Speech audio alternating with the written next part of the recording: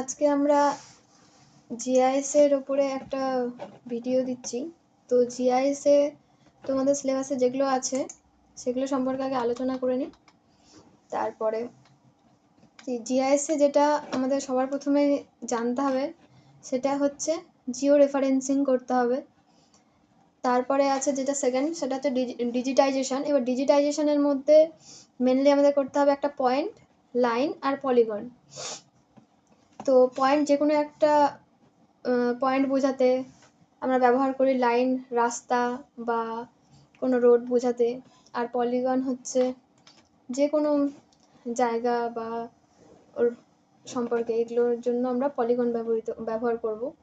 তো এই থিমেটিক, তারপরে যেটা করতে হবে সেটা হচ্ছে থিমেটিক ম্যাপিং।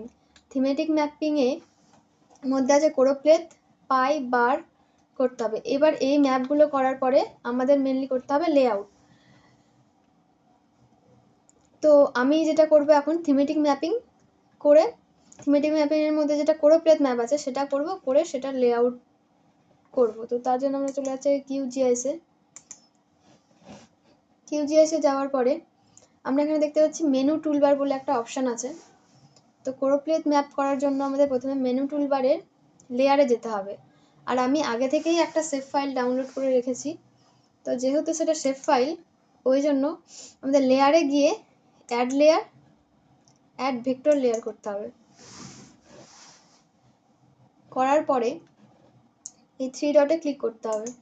3 ডটে ক্লিক করে নিয়ে আমি এখানে সেভ করে রেখেছি।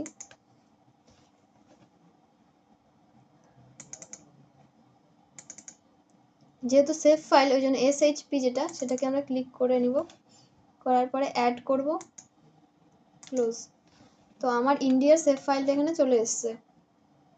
আসার পরে আমি এটা কোরোপ্লেথ ম্যাপ করব। তো কোরোপ্লেথ ম্যাপ করার জন্য আমাদের এই স্টেটগুলোর ডেনসিটি প্রয়োজন। তো এখন আমি সব স্টেটগুলো দেখাচ্ছি না, কয়েকটা স্টেটের দেখাচ্ছি, পরে দেখে তোমরা নিজেরাই সব স্টেটগুলোর মধ্যে ট্রাই করবা। তার জন্য আমাদেরকে অ্যাট্রিবিউট টেবিলে আসতে হবে, এসে অ্যাড করতে হবে ডাটাগুলোকে। কিন্তু এই যে পলিটিক্যাল ম্যাপ যেটা আছে সেভ ফাইল, সেখানে এসে আমাদের প্রথমে রাইট ক্লিক করতে হবে। রাইট ক্লিক করার পরে এই যে ওপেন অ্যাট্রিবিউট টেবিল আছে, এই ওপেন অ্যাট্রিবিউট টেবিলে ক্লিক করতে হবে। করলেই আমাদের অ্যাট্রিবিউট টেবিল খুলে যাবে এবং এখানে আমরা ডাটা এন্ট্রি করব। যেহেতু কোরোপ্লেথ ম্যাপ করব, তাই আমি এখানে ডেনসিটি দেখাচ্ছি। তার জন্য এই যে টগল এডিটিং বলে একটা অপশন আছে, এখানে ক্লিক করার পরে আমাদের এখান থেকে নিউ ফিল্ড বলে এই যে অপশনটা আছে, এটাতে ক্লিক করতে হবে। করার পরে যেহেতু আমরা এখানে ডেনসিটি দিব,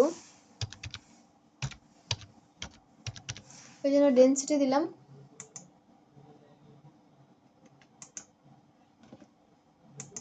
ক্লিক করলাম। করার পরে আমরা কয়েকটা জায়গার আমি করে দেখাচ্ছি, বাকিগুলো তোমরা নিজেরা চেষ্টা করবে। যেমন আমি এখানে প্রথমে বিহারের ডেনসিটিটা দিচ্ছি।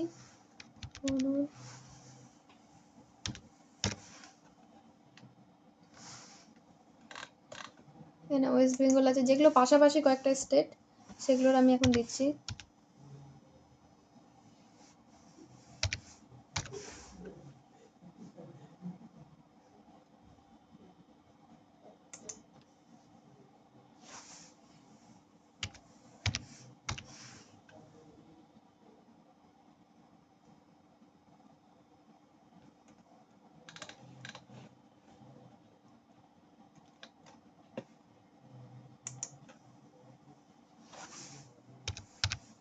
আমি এই কয়েকটারই ডেনসিটিটা দেখাচ্ছি। তো এবার অ্যাড করার পরে এটাকে মিনিমাইজ করে দিলাম। দেওয়ার পরে এই যে আবার সেভ ফাইল আছে, এখানে রাইট ক্লিক করব। করে নিয়ে